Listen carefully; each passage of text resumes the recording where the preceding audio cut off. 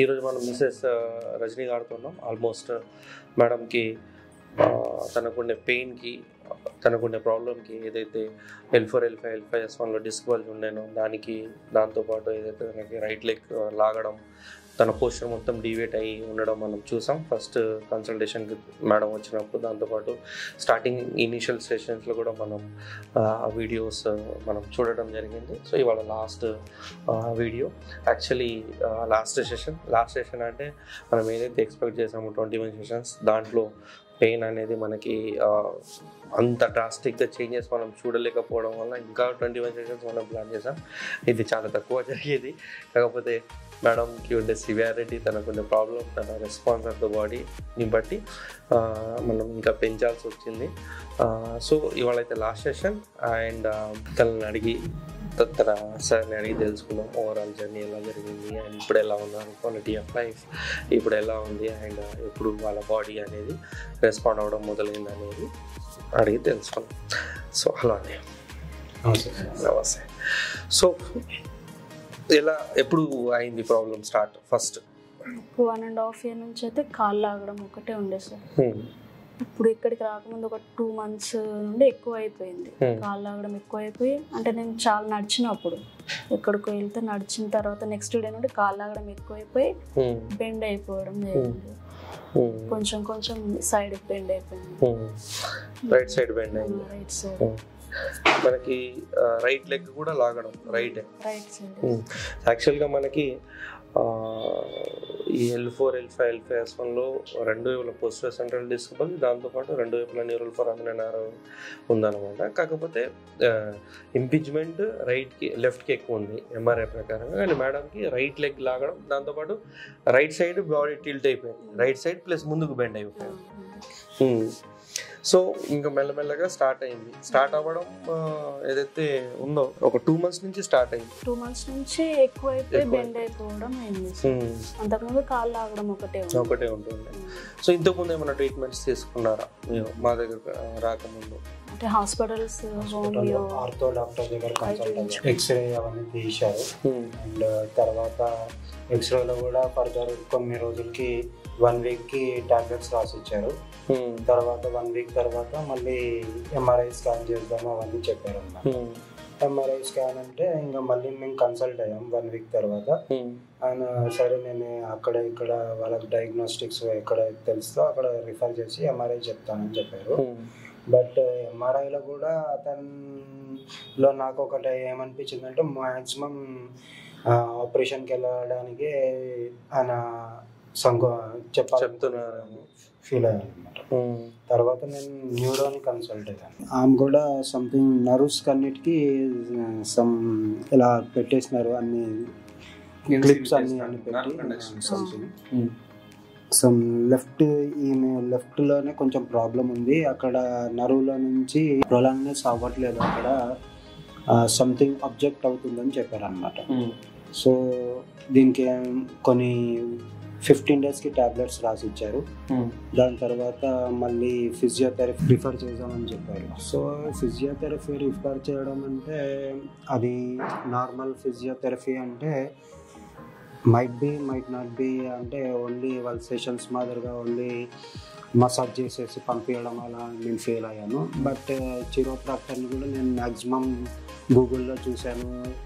అలా వాళ్ళు ఏం చేస్తున్నారు, వాళ్ళు ఎలా సర్చ్ చేస్తున్నారో, వాళ్ళు ఇలా పట్టుకొని ఇలా నొక్కి ఆఫ్టర్ 1-2 సెషన్స్ తర్వాత నేను నడవలేను అనుకున్న పేషెంట్ కూడా నడుస్తూ నాకు ఏ ప్రాబ్లం లేదు, ఇప్పుడు నేను అంతా ఆల్రైట్ అయిపోయానని ఇలాంటి చాలా వీడియోస్ చూశాను నేను. తర్వాత నేను ఇక్కడ మలక్పేట్లో కొంతమంది చిరోప్రాక్టర్స్ ఉన్నారు.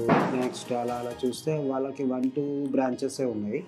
వెన్ మీకు అప్రోచ్ అయినప్పుడు నాకు ఇక్కడ జూబ్లీ హిల్స్లో అండ్ అక్కడ సమ్ 4-5 branches ఉన్నాయి అనిపించింది. సరే ఇంత పెద్ద డాక్టర్ కూడా ఉన్నారు, వాట్ ఈజ్ డాక్టర్ అని నేను అతని డిగ్రీస్ అన్ని చూస్తే ఈజ్ మైట్ బి అని ఇక్కడ అని చాలా యూనివర్సిటీస్ ఇన్స్టిట్యూషన్స్ నుంచి మంచి ఎక్స్పీరియన్స్డ్ డాక్టర్ అనిపించి నేను ఇక్కడ అప్రోచ్ అయ్యాను సార్. సో ఇప్పుడు మీరు ఎప్పుడైతే స్టార్టింగ్లో కన్సల్టేషన్స్కి వచ్చారు, ట్రీట్మెంట్ మొదలు పెట్టక ముందు ఎలా ఉంటుంది కండిషన్? కూర్చోరాలి సార్, వన్ సైడే పడుకున్నాను ఒక 2 months ఇక్కడ రాకముందు. అసలు నడవడానికే రాలేదు, స్టెప్ ఎక్కడానికి రాలేదు, నిల్చోలేను, 5 minutes కూడా నిల్చోరాలేదు అప్పుడు. అట్లా ఉండేది సార్, ఎప్పుడు పెయిన్ ఉండేది. మనం ట్రీట్మెంట్ స్టార్ట్ చేసిన తర్వాత ఎప్పుడు రెస్పాండ్ అవ్వడం జరిగింది బాడీ? ఒక 10 sessions అవచ్చు. అప్పటి నుండి కొంచెం కూర్చోడానికి. అంటే ఈ 10 sessions వరకు నో చేంజ్ సార్. అసలు స్టార్టింగ్ వచ్చినప్పుడైనా కొంచెం నడుస్తుంది, కానీ మళ్ళీ ఇక్కడ ఫిజియోథెరపీ చేయించుకొని వెళ్ళేటప్పుడు మళ్ళీ ఎక్కువ అనిపించేది. స్టార్టింగ్ 10 sessions స్టార్టింగ్ లో, తర్వాత తగ్గించి తర్వాత 10 sessions నుంచి రెస్పాండ్ అవ్వడం మొదలైంది. సో ఓవరాల్ గా మనం స్టార్టింగ్ లో ఏదైతే 21 sessions అనుకున్నాం కదా, సో ఆ 21 sessions లో ఎంత తగ్గుంటది? 30-40% తగ్గింది. సో మళ్ళీ ఈ 10 sessions అంటే ఆల్మోస్ట్ మనం ఎన్ని మంత్స్ అయి ఉంటుంది ఈ మొత్తం 41 sessions 42 sessions కంప్లీట్ చేయడానికి? ఓవరాల్గా లాంగ్ జర్నీ, 42 sessions అంటే చాలా లాంగ్ జర్నీ. అండ్ మనకి ప్రాబ్లం కూడా అలానే ఉంటుండే, చేసినంతసేపు బాగుంటుండే, మళ్ళీ వచ్చేస్తుండే అనుకుంటా పెయిన్. ఓకే, సో మంచి రిజల్ట్ ఎన్ని విజిట్స్ తర్వాత కనిపించింది? అంటే మీరు నిలబడడం, మీ పనులు మీరు చేసుకోగలగడం? 35-40 sessions. లాస్ట్ 4-5 sessions నుంచి ఆమె ఏదో కాలేజ్కి వెళ్ళి వచ్చినట్టుగా వస్తుంది. అంతకుముందు ఎక్కువ మెయిన్గా మనం లేచి నిలబడేటప్పుడు ఎక్కువ ఉండేది పెయిన్, నిలబడినప్పుడు నడిచినప్పుడు ఎక్కువ ఉండేది కదా. సో మార్నింగ్ లేచినప్పుడు మనం మూవ్మెంట్ చేసేటప్పుడు ఇప్పుడు ఎలా ఉంటుంది? యూజువల్గా ప్రాబ్లం ఎక్కువ ఉన్నప్పుడు ఎర్లీ మార్నింగ్ స్టిఫ్నెస్ ఎక్కువ ఉండేది కదా, ఎంత టైం పట్టేది సెటిల్ అవ్వడానికి? Morning 15 minutes daily. ఇప్పుడు ఏం లేదు సార్, బాగా ఫ్రీగా నిలబడగలుగుతున్నాం, ఫ్రీగా లేస్తున్నాం. ఓకే, సో ఇప్పుడు ఒక 1/2 hour వరకు నిలబడి మీ పనులు మీరు చేసుకోగలుగుతున్నారు వితౌట్ పెయిన్. ఎంత టైం పడుతుంది ఎక్సర్సైజెస్ చేయడానికి? ఎక్సర్సైజ్ 1/2 hour కన్నా ఎక్కువనే పడుతుంది సార్. చేసిన తర్వాత ఎలా ఉంటుంది? బాగానే ఉంటుంది. ఓకే, సో ఓవరాల్గా మీ క్వాలిటీ ఆఫ్ లైఫ్ ఎలా ఉంది ఇప్పుడు ముందుకి ఇప్పటికి కంపేర్ చేసుకుంటే? మీరు చూసిన బిగ్ డిఫరెన్స్ మీరు చెప్పాలి.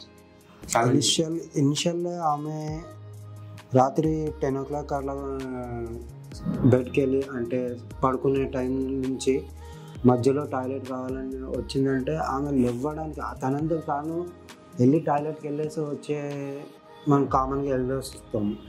ఆమె బెడ్లో నుంచి బెడ్ దిగడానికి she use to take 10 to 15 minutes. అక్కడ నుంచి టాయిలెట్ నుంచి మళ్ళీ నడుచుకుంటే అది పట్టుకొని ఇలా పట్టుకొని గోడలు పట్టుకొని నడుచుకుంటూ డోర్ ఓపెన్ చేసుకొని లోపల వెళ్ళి టాయిలెట్ వేసి మళ్ళీ లోపల వచ్చే వరకు ఇంకా 10-15 minutes అవుతుంది. మళ్ళీ పడుకోవడానికి కూడా 5 minutes పడుతుంది. టోటల్లీ ఒకసారి టాయిలెట్ వచ్చిందంటే 20 to 25 minutes టైం చేసుకుంటుంది. అంత ర్యాపిడ్ కండిషన్ల నుంచి ఈరోజు మళ్ళా నార్మల్ పొజిషన్లో అసలు ఎత్తుకోవడానికి కూడా రాలేదు. నాకు ఒక చిన్న బేబీ ఉండేది, ఇప్పుడు కూడా ఉంది. బట్ ఆమె 5-6 months ఎప్పుడైతే మేము ఇక్కడ వచ్చినామో ఆ పెయిన్ ఆమెకు ఉన్నప్పుడు కూడా ఆమె జస్ట్ 6 months బేబీ అన్నమాట, మా పాప, చిన్న పాప. ఆమె కోసము ఇంకా ఈమె కండిషన్ ఏంటి, ఆమెని సంభాళించాలి, వాళ్ళు ఇంట్లో పని చేసుకోవాలి, అలాంటివన్నీ చేసుకోవాలంటే ఆ పొజిషన్ నుంచి ఎట్లా బయటపడుతుంది అనేదే నా థింక్ ఉండేది. ఇప్పుడే ఏమి ఇట్లా ఉందంటే ఏమైంది అలా నేను చాలా టెన్షన్ పడిపోయేవాడిని. తర్వాత నేను ఒక ఆర్థో దగ్గరికి వెళ్ళినాను. ఇట్స్ నాట్ సజెస్టబుల్ దట్ ఓవరాల్గా లాస్ట్కి ఆపరేషన్కి వెళ్ళాలని చూశారు. అండ్ ఒక ఈమె న్యూరో కూడా అట్లనే చూశారు.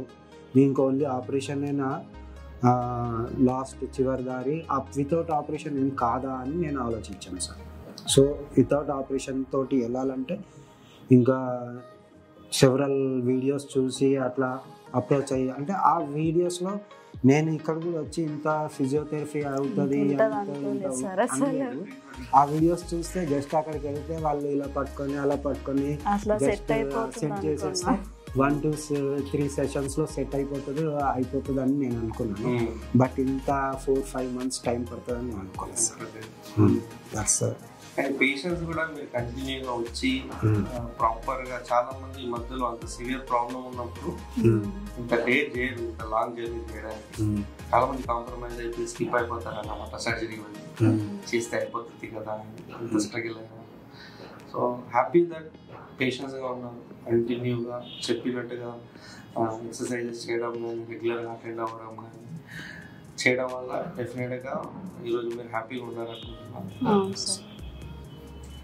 సో ఓవరాల్గా ఇప్పుడు ఎలా ఉంటుంది మీ క్వాలిటీ ఆఫ్ లైఫ్? మార్నింగ్ లేచిన దగ్గర నుంచి పెయిన్ విషయంలో అయినా, మీ వాకింగ్ విషయంలో అయినా, డే టు డే చిన్న చిన్న టాస్కుల దగ్గర నుంచి పెద్ద పెద్ద టాస్కులు అన్నీ చేస్తున్నాను సార్. ఇప్పుడైతే అన్ని పనులు చేసుకోవడానికి వస్తుంది. ఎక్కడైనా ఓకే నేను ఇంకా ఇది చేయలేకపోతున్నాను అన్నట్టు ఎక్కడైనా ఉందా? ఏం లేదు సార్, అన్నీ చేసుకుంటున్నాను. మీ క్వాలిటీ ఆఫ్ లైఫ్ ఇంప్రూవ్ అయిపోయింది. Okay, there is no restrictions.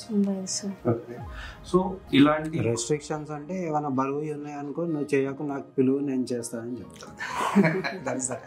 ఇలాగ సఫర్ అయ్యే పేషెంట్స్ చాలా మంది ఉన్నారు. సో వాళ్ళకి మీరు ఇచ్చే మెసేజ్ ఏమంటే మ్యాక్సిమం ప్రతి చిన్నదానికి పెద్దదానికి ఆపరేషన్స్కి వెళ్ళి ఆపరేషన్స్లో కూడా సక్సెస్ కాని వాళ్ళు చాలా మంది ఉన్నారు. ముఖ్యంగా స్పైన్లో సక్సెస్ అయిన వాళ్ళు పర్సంటేజ్ 50% ఉంటుంది అని నేను అనుకుంటున్నా.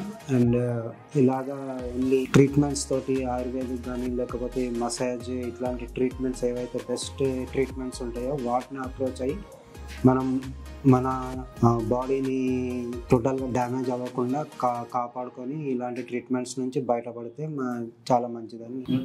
హ్యాపీ ఓవరాల్గా.